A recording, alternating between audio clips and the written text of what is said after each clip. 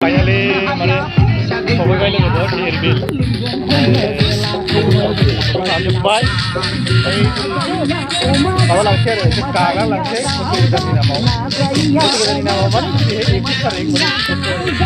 माने गोदानखौ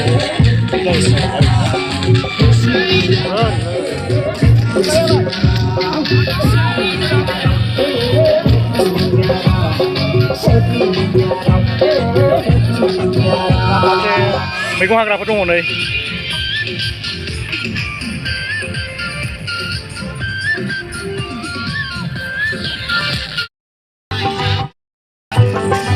आसोल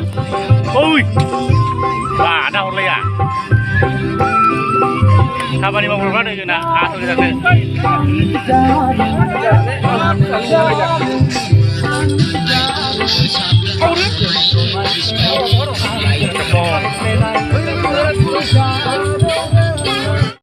Buria ha, जाथाव जाखाथारबाय नै अमा हांनाय नुबायना बुरिया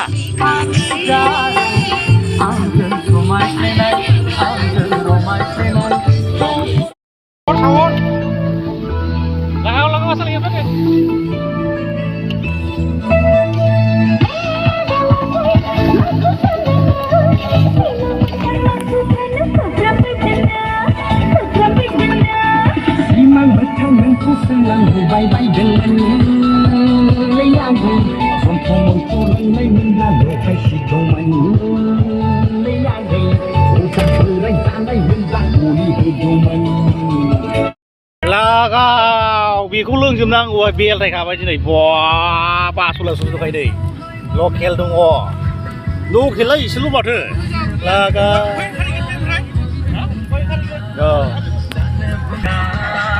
लागाव होबोबाय नै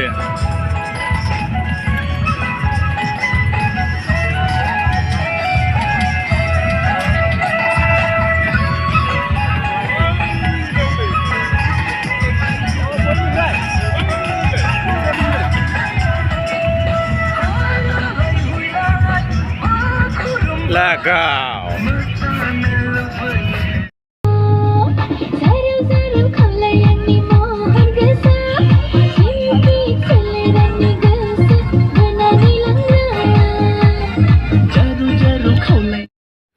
गोथाव सिफ्लि गोथाव सिफ्लिथार दे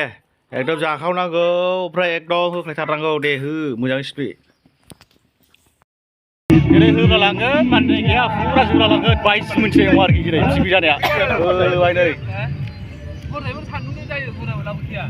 बोसोराव खेबसेल' फैनाय ना नोङो उफाय गैया आरोना रंजानांगौ मोसानांगौ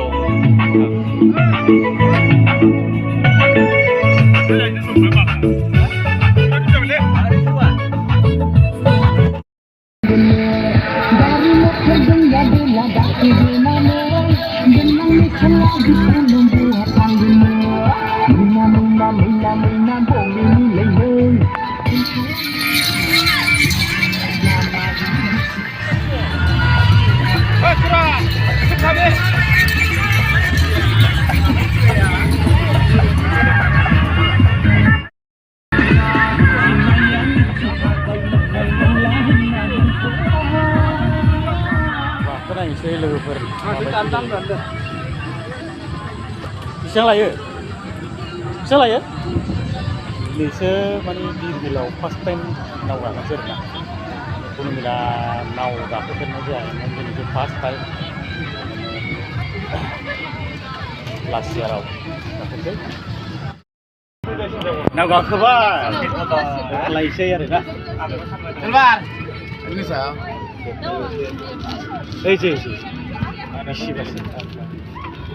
एसे बुंखायो आरोना टिकेट दानबाय ओमफ्राय 50 थाखा सानैजों 100 थाखा जागोन आरो ओमफ्राय नै दंजोबो नै माखासे बिसोर गाखोफादों आरो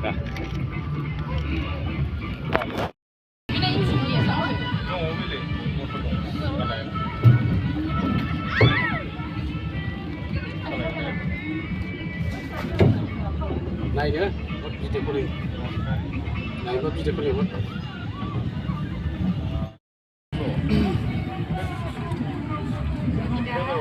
थाव जागोनलै थावा डिजेल जायोना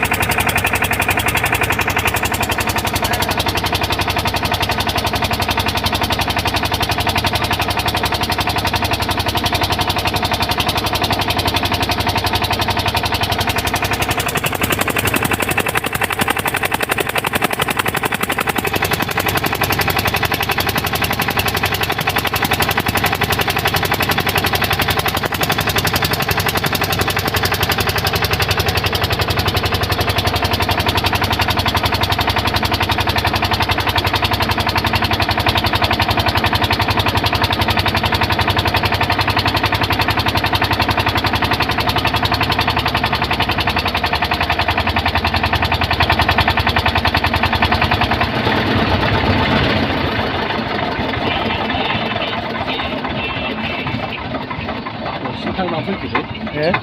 असिम थांना फैखो असिम सहैबाय गैला सेस बै जानसि थांबाय दां हा गंसेया बै जानसि थांबाय सेस तीनटा राउंड हल तीनटा राउंड नाকি अरे एक बार दे नै एक दुइ मिनिटसोल' दां गाखोखांबाय आरो ना ओंखारनोसै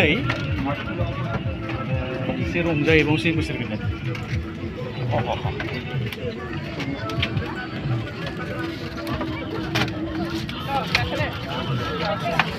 Bye.